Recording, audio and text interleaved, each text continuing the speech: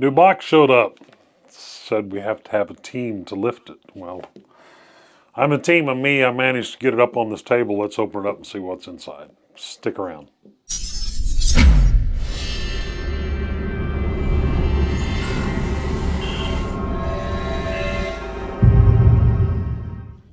Hey everybody, welcome back. I'm Scott, Edge of 3D, and FedEx man, well, he didn't drop it off here.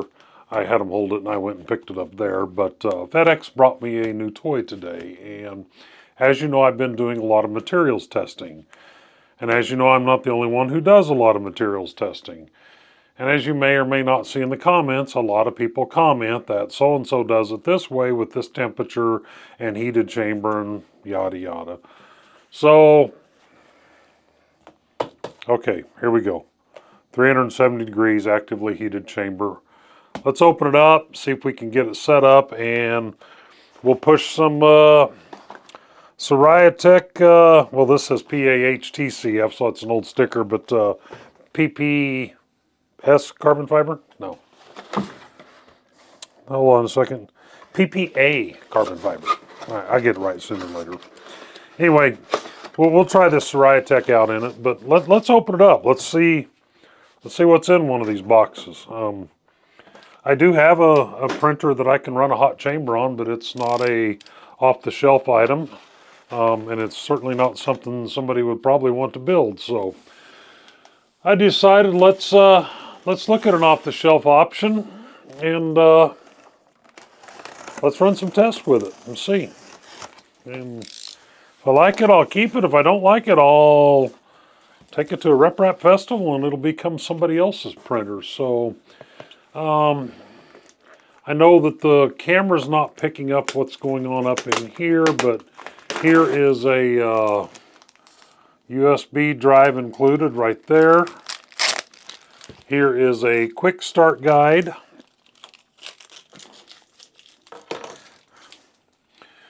Under here, it looks like we have, let's see, what is this? I'm going to guess it's some kind of piece of glass. We'll figure out what it is. It says take out here.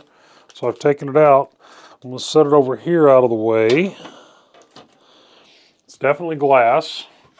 Corner protectors, I don't know if they come out or not. So let's lift this here out. Okay, that takes off the top of the printer. And nice heavy-duty corner protectors. Set that out of the way. And then the printer says to lift out with, it says grasp the top handles of the machine and take out the machine.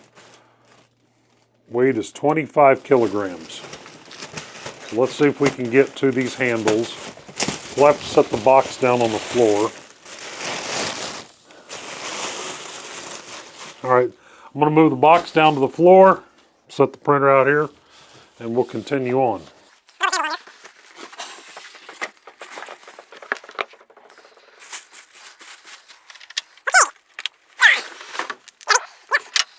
Okay, so there's the printer out.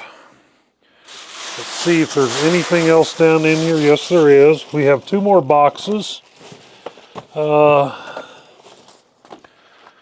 Let's see what's in these. Nice, heavy, I mean real rubber corner protectors that were surrounding this printer on the corners.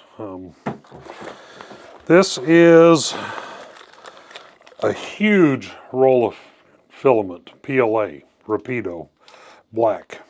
I don't think we're going to print a benchy with this.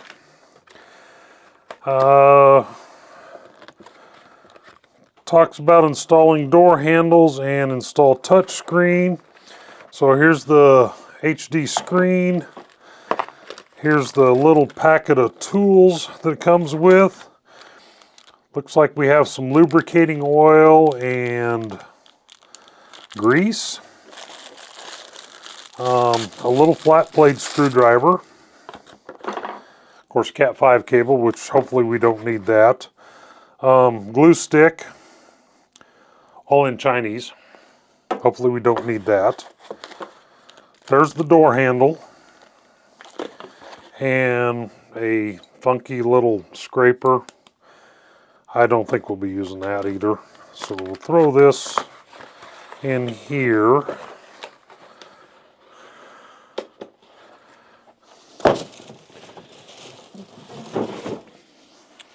And let's see what this box is. Looks like a spool, filament spool holder. Yeah, that's definitely what it is. It's a spool holder. And if I remember right from seeing some other videos, it mounts somewhere like this right here. We'll get to that. And a power cord, just your normal power cord. So, okay, let's get the wrapping off of it here. I know I had a knife up here. I just don't know where I put it. Here it is.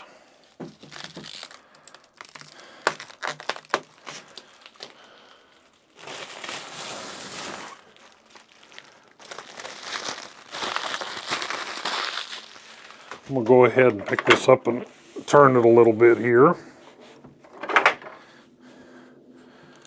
But that's taped to the door. And it gives you another set of instructions on putting the door handle in right here. Looks like there's some grommets that got to be passed through the door.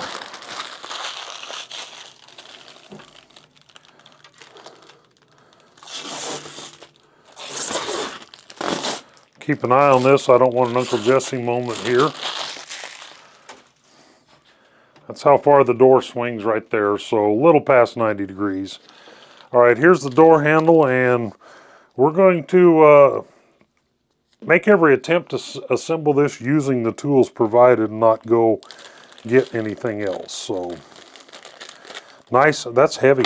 That's an aluminum handle. I don't know if you can hear that, but that is an aluminum handle. So far, I'm impressed with the printer. It's heavy. It's very sturdy, it feels like. I have zero experience with this brand. Okay, so yeah, when you take the screws off, there's little shoulder spacers that I would guess they're extras because there's already a set in the door. Yeah, there's already set in the door, so I don't think I think these must be extras. So we'll thread that in there. We'll drop the screw at least twice. Now the one thing I'm noticing about this door is the hinges are fairly stiff on it, so that would lead me to believe that it'll stay open. Like if you're printing PLA and you want to have the front door stay open, because my Vorons, my K1, my Mercury ones, the vibrating of the machine will actually close the door. So, okay, that all feels correct. Now for the screen, it gives, I'll hold this up here, gives a little diagram of how to lay the wire out in it, and if you speak Chinese, you can use this side of the card. So, just a little screen out here. It's pretty good sized. And JST connector can only go in one way. Snap it in. And according to this is the bottom down here. Lays across like this. And then, okay, that's it. Screen's on. We're going to do a peel. Let me turn the table here a little bit. Another peel. I shouldn't have peeled it before we printed with it, but let's live on the edge. All right, that does it for the installed door hinges and that sort of stuff here. Let's jump to the quick start guide. I'm gonna go ahead and figure that these 4 screws that are partially installed back here, I can take them out and put the spool holder on there. Yeah, just 4 Allen head screws. Looks like they're self-threading or thread cutting into plastic. Yeah, that back is definitely plastic. Oh, there's all kinds of directions here on the back side. I'll have to show, turn it around and show you here. It gives you all the directions here on the back on putting this spool holder on. Put this piece on first. That comes off the spool holder. You put it on first and then it drops down into that. Screw this on. As I screw it on, I'll talk about why this printer, and a new trend in printing, 3D printing, is more and more, I wouldn't call them exotic materials anymore, but just different materials and much stronger materials, some of which I've already printed with quite a bit. The PPS carbon fiber from Polymaker, the stuff that I do what somebody called on one of the comments a bar trick. It sounds like metal. I actually have a turbine blade laying here, and I'll trigger people again because I like to do that. And somebody said it's a trigger, but here you go, trigger warning. PPS carbon fiber. Hear that? Sounds like metal. So that's one that requires higher temperatures than most of your normal printers. Your Bamboos and that will print, your Crealities and stuff. I don't know about the new Creality K2. I do believe it is capable of some higher temperatures, but I can't speak to that because I don't have one, and I no longer have a relationship with Creality, so I don't think I'll probably be seeing one of those. All right, let's go to the directions. A quick start guide, but first, I'm going to go ahead and turn this all the way around and show you. Sorry about banging into the mic there. As you can see right here on the back, gives you step-by-step directions on how to put the spool holder on. It's right here. It just slips on there. And it actually has directions on the spool holder as well. So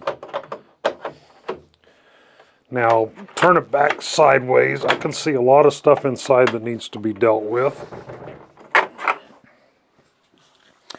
So the quick start guide goes through everything that's contained in the box and goes through getting the printer out, attaching the door, or attaching the door handle, attaching the screen, and then it says to go ahead and plug it in and power it on. So I find that a little odd, but because I can see stuff inside there that needs to be done.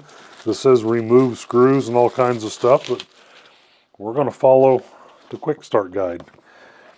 We've taken it out of the box. We've put the door handle on. We've put the screen on. Now it says to take the power cord out, plug it in, and preferred language, and click next to continue. Remove power cord from the bottom of the cart and plug it into the printer. Turn on the printer and follow the on-screen instructions to complete unpacking and load the filament. Here we go. Find a power cord down here.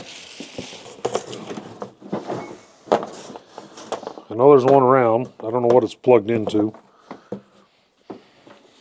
Didn't turn the camera off, so that wasn't it.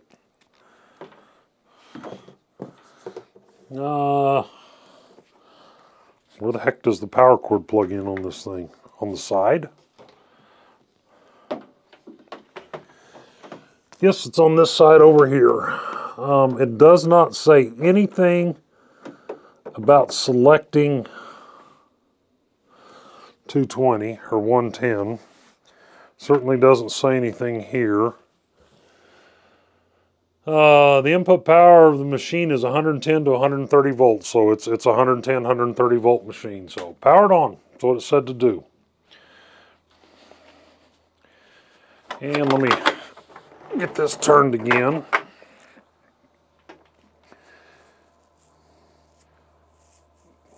Qidi, I think is how that's pronounced. Qidi, Qidi, I believe is it. If I'm wrong, comment down below. Tell me I'm wrong. I like to be told I'm wrong. That's how I learn. See how long it takes it to boot up, and there we got light. Really good light. Where's it coming from? Okay, so it's right above the door. There's an LED strip right there above the door pointing straight back. So select your language. Well, it doesn't come up in English and tell you to select your language. It comes up in Chinese, but I can read English. So I've selected English.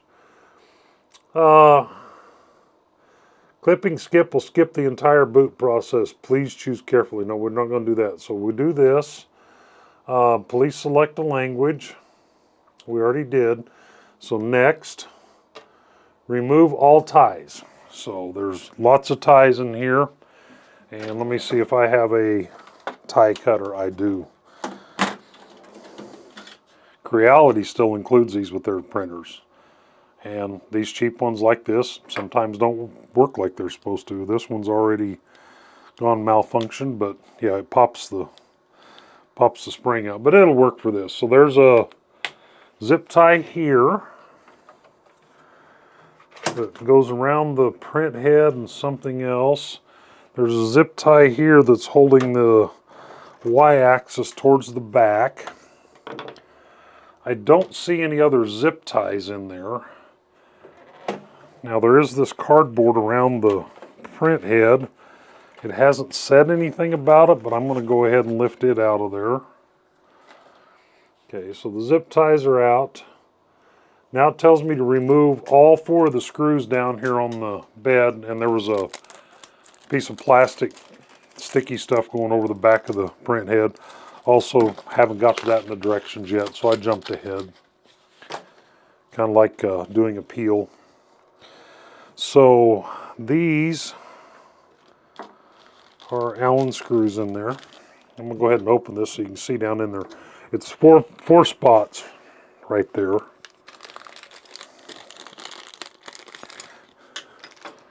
Again, building this, assembling it, and getting it running with the tools they provided. I can see that the lead screw has a tremendous amount of grease on it. Now, the one problem I have here is this is not magnetic, and so the screws are loose in there. Oh, so this whole piece lifts out. You loosen these screws, this whole thing lifts out. They're not overly tight.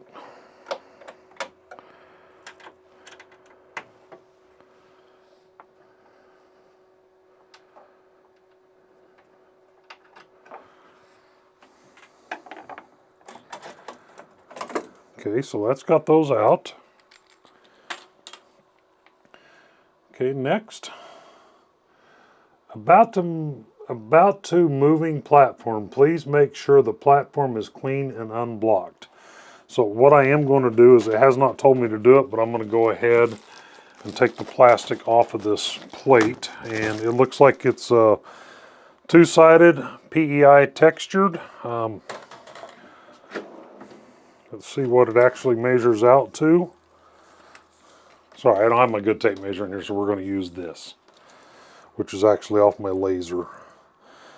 310. 310. So it's 310 square. And looks like there's some raised edges back there in the corner. Yep, drops right into those. Okay, it says it's going to move stuff, so let's click next and see what happens. Initiating platform and nozzle positions.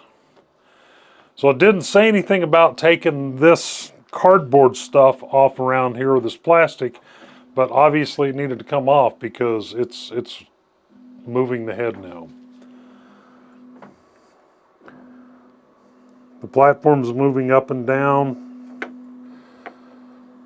I can see this must be the chamber heater over on this side, and this looks like an auxiliary part cooling fan over on that side, which has got a really wide nozzle. It's a big turbo blower.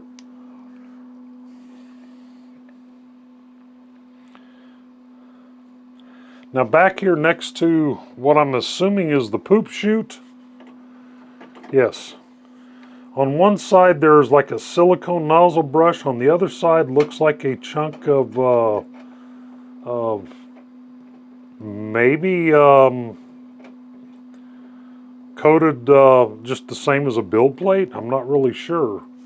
Here's another piece of plastic over some sort of a fan here. Maybe not the best idea for me to be in here. Now that's a really crappy design there. A really crappy use of tape, because this tape is leaving all kinds of crap on there.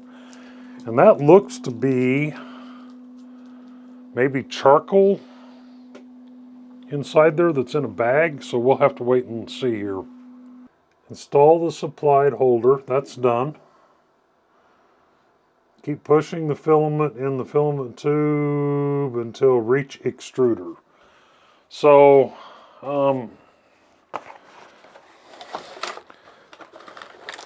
don't know what it's going to have. Maybe this isn't the best to try with. Let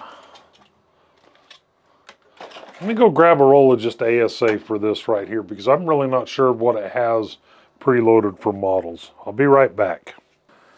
So I just went and grabbed a roll of Polymaker's Polylite ASA in their teal green. Set that on there.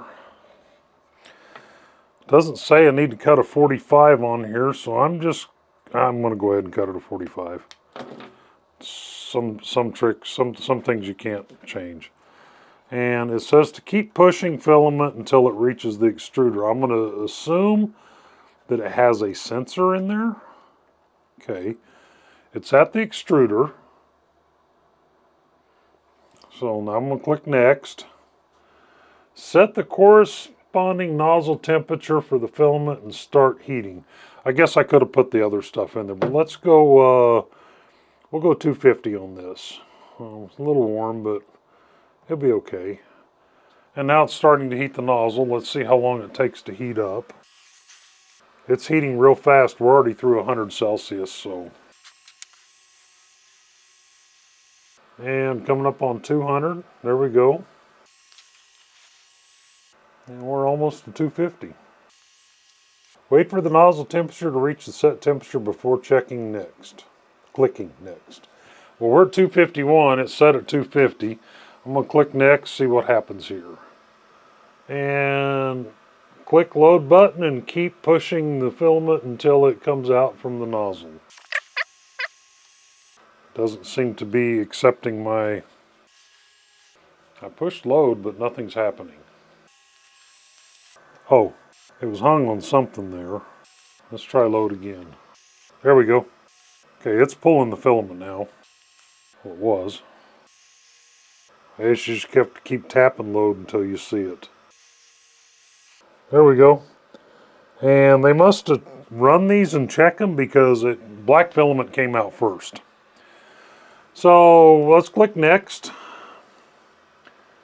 Configuration tutorial finished, completed. All right. So I guess that's it. Input shaping running, please wait. So I guess it's going to do an input shape. And that's not dry filament, because that is some stringy stuff. We can make a string benchy. So there it goes, it's doing input shaping. I don't know that the camera will pick that up, or even the mic. It's already up in the higher frequencies. It's cranking up through them fast. I'm going to look at this guide a little bit here. There we go.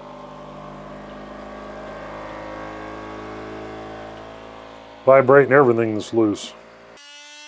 Yeah, no point does it say anything about what this stuff is in here. And I can't get to it right now while it's doing that. The build plate's in the way. But it looks to me like it's a charcoal maybe. There's a fan outlet back here, so I'm going to guess that it's a chamber fan. And it's got activated charcoal, and it pulls the air through there and then exhausts out the back. There's a poop chute here. Got some serious vibration going on. Near as I can tell, it's doing X right now. One of the things I can already see I don't like about this, and it's the same thing I didn't like with my K1 and my K1 Max, is the top sitting down here, and it's going to be pressing down on this PTFE tube the entire time. That PTFE tube is just going to be rubbing all over this top. I don't care for that. I realize that, you know, the smaller, more compact the package, the cheaper it is for shipping, but come on, you know, give us 50 millimeters over the top. All right, there we go. We're doing Y now. It's shaking back and forth, but yeah, when I put the glass top on here, the PTFE tube's rubbing it. I can hear it vibrating against it.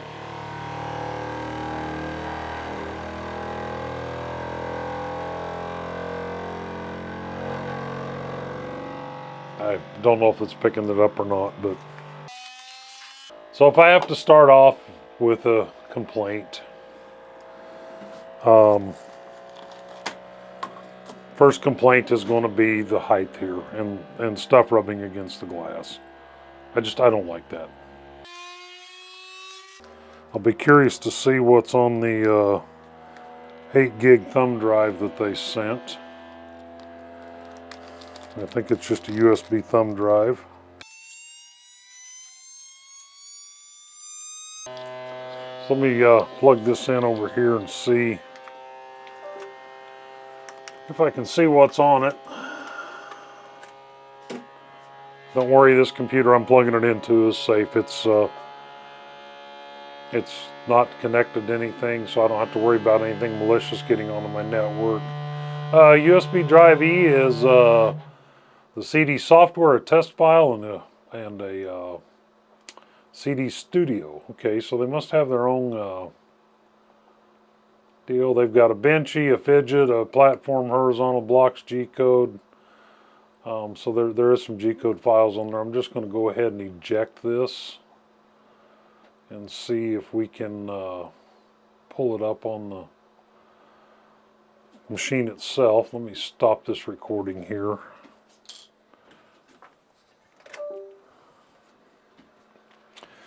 And please confirm that the PEI board is properly placed. Please check the platform in the bottom of the machine. Ensure there are no debris. Click the button below to start platform reset. So confirm. Platform reset. Okay.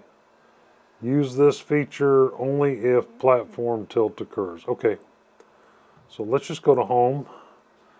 One thing I'm going to do is connect it to my network here, so I'll have to blur this out.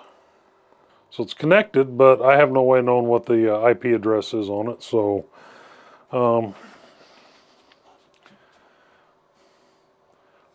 in the meantime, let's throw this in here, see if we can print a file off that.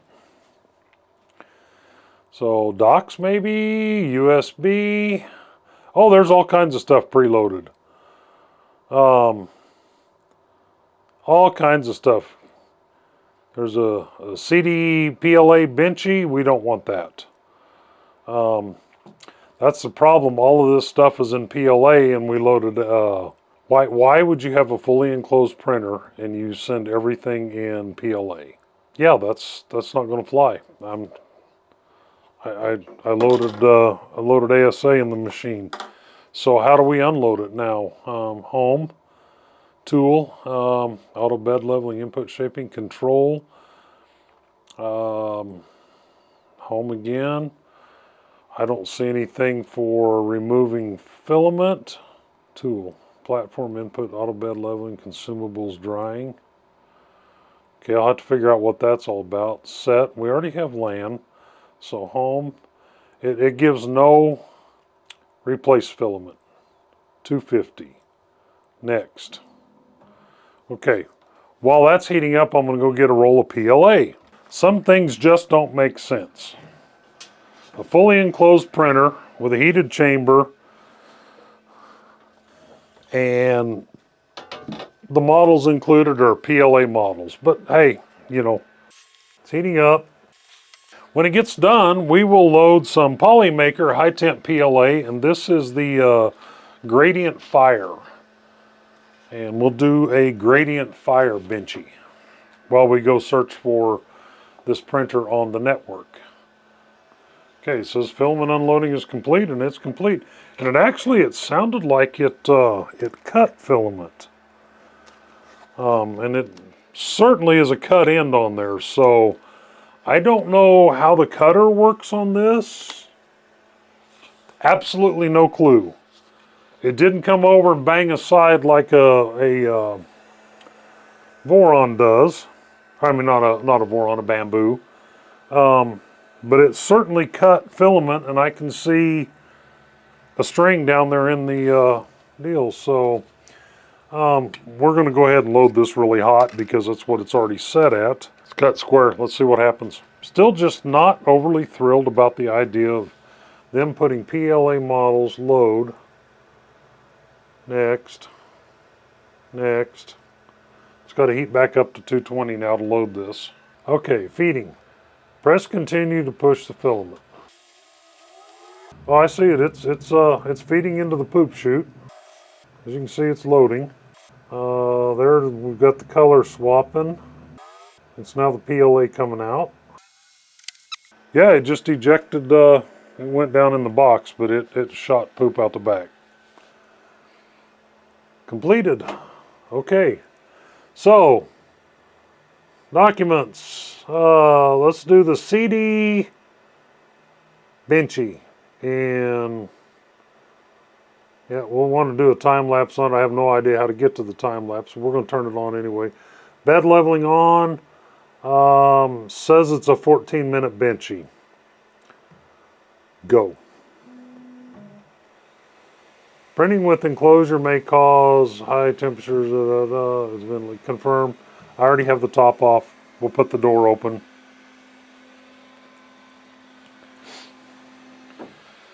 I'll give it a little bit more of a turn here. This kind of camera maybe pick it up a little better. And now I'll go and try to find this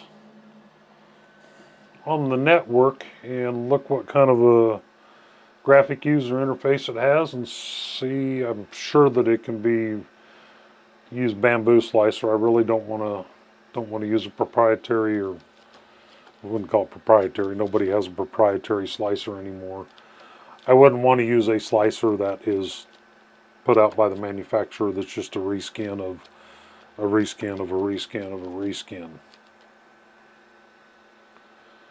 Not that bamboo isn't that, but that's just what I use now. So, all right, let's go ahead and do this. Okay, next, install. Oh wait, you got to accept the agreement and then install. Okay.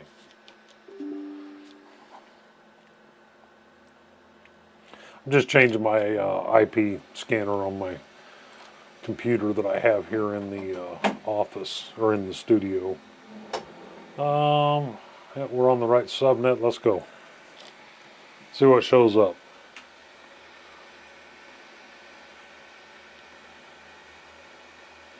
If everything's right, it should have 125 or 126 alive. I'm going to guess that this thing is the Shenzhen 4Cs Global Link Network. That's one I don't recognize. Never heard of it. Let's go look and see what we have there. And that would be it. So on my network, this comes up as Shenzhen 4Cs Global Link Network Technology Company Limited. That's what it shows up as on my network. Nothing about Qidi or anything else, but Shenzhen, I mean, it's made in Shenzhen, China, so I guess at some point I'll put a snoop on it and see if it's talking to anybody. Looks like it's just heating the build plate up to 60. That build plate's heating pretty slow. Now I have a concern with this. That's exactly what it is. It's activated carbon. And you definitely want to get this either out of there altogether or out of the plastic and drop back in there before you start printing, because if that fan kicks on with it the way it was just going to, yeah, there wasn't going to be no airflow. Well, there we go. Activated carbon. Again, nothing in the quick start guide about that whatsoever. So, all right, here we go. Something's happening. So, looks like it's doing a 2-point bed leveling. So I'm going to guess that there's individual steppers on each side, because there's a lead screw here and a lead screw here, and then 4 bars, and it's checking both sides. So it must have individual steppers so that it can level the bed that way. Is it actually tapping the nozzle to the bed? I do believe it's got a sensor over on this side. I don't remember what they call them. Some kind of a probe. It's not a mechanical probe. Let's see if it gives any clue here what it's doing. It's just giving probe values. So let me do this. I'll go ahead and record this screen so I can share it. We'll do an overlay on the video off of this computer if it records correctly. This is painful. This is definitely not beacon speed. But apparently it thinks it's done all it said. Bed mesh state has been saved to profile. Camp. Save config command. I'm not worried about that. I do actually want to see what the bed mesh looks like. But this is using fluid, and I'm not familiar with fluid, and I don't know where to find that at. That's console, group preview, or G-code preview, jobs, time lapse. Nothing there yet. Tune. Okay, so it does a camp, a little bitty tiny spot. And why it's decided to print the benchy,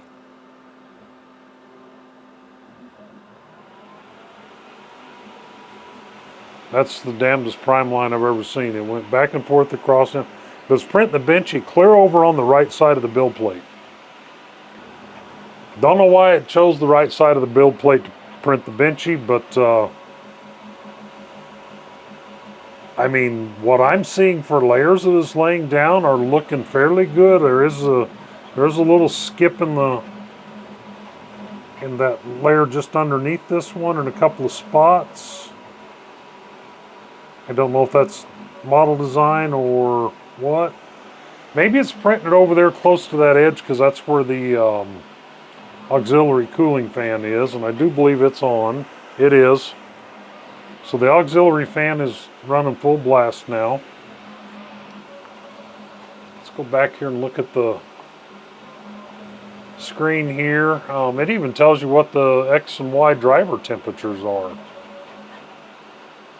Chambers 29, extruders 210, heat beds 59.3, chamber thermal protection sensors at 26, GD32.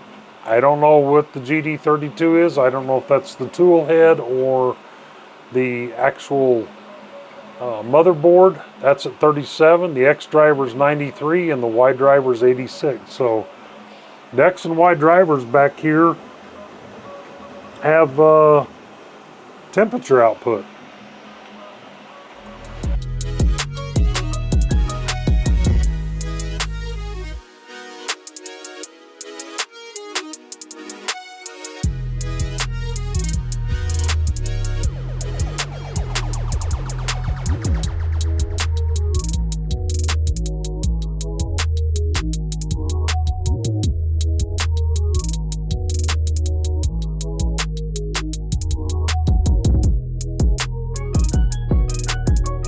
Okay, we're getting down to the chimney.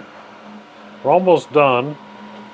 total time it's showing 22 minutes, 18, 19, 20, and it says it's done. So according to the screen right here, it was 22 minutes. Let's pop the benchy out of there. And, you know,